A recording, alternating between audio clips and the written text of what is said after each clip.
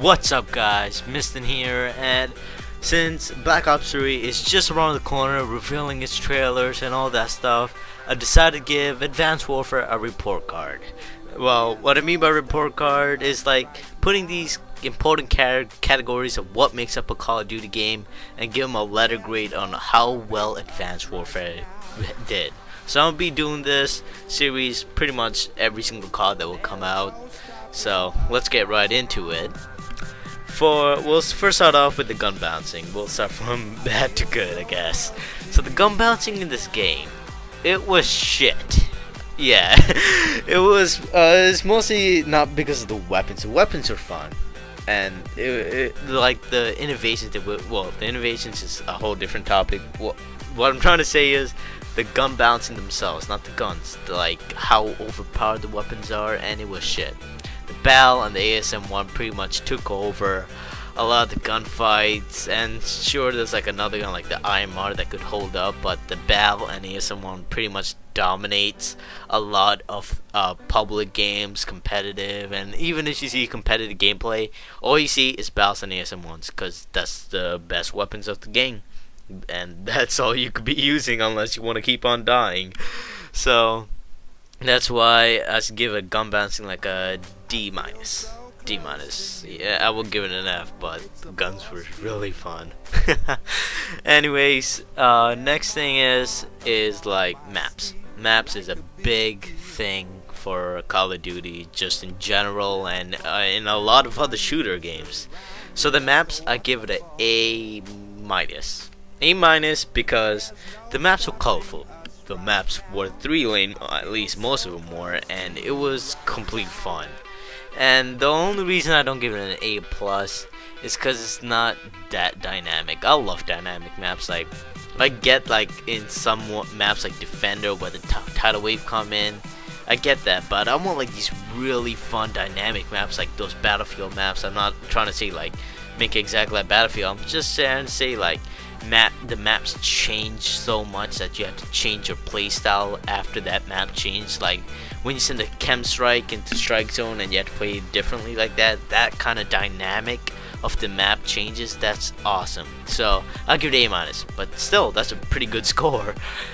Third is spawns. Spawns also a gigantic thing in shooter games, and the spawns in Advanced Warfare are actually pretty good, but the free-for-all and team deathmatch type of thing, I guess give it say like an cause the spawns are pretty shitty, sorta in team deathmatch, and especially free-for-alls. Free-for-all is like garbage. They really need to fix that.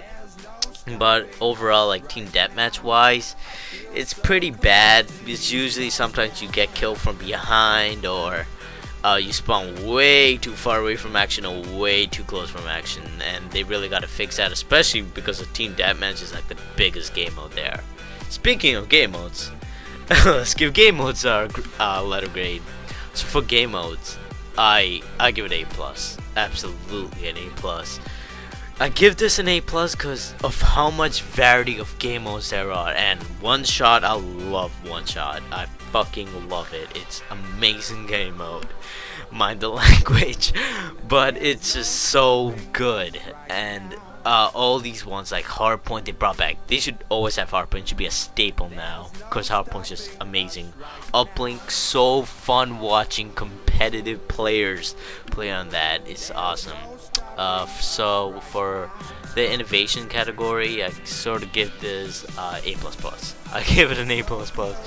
Because the innovations they took and the risks they made for this game was like incredible. They put in the supply drops, they put in a lot of gun variants, and Exos especially, they took a gigantic risk, and I think that was for the best because this Call of Duty series is running pretty stale after Ghost, and they helped out the series a lot just by these innovations by themselves, and I feel like this game could revolutionize the future Call of Duty games. I absolutely love these supply drops, gun variants, and a lot of you guys do it too. So let's give it an overall grade for Advanced Warfare. For Advanced Warfare, I will give this game an A minus. Because these exosuits, yeah, it's really fun at first. It really is, but I don't. I much prefer keeping it just for this game, like only for Sledgehammer games exosuits, cause and like gun variant, sort of somewhat broken in like ranked and stuff like that. And it's not a perfect game, and spawns shit on the best game modes. Well, popular game modes, not best. So if they fix a lot of these, I'll probably give it an A plus. But right now, A minus, and I'm pretty sure they won't change it after this since Black Ops 3 is coming out. Anyways, guys, hope you enjoyed this video. And guys, if you disagree with me or agree, put it down in the comments and put in an overall grade in the comments below if you want. What you think should be the letter review for this Call of Duty game, and please leave a like, especially give a comment and subscribe. I'll see you guys for the next upload.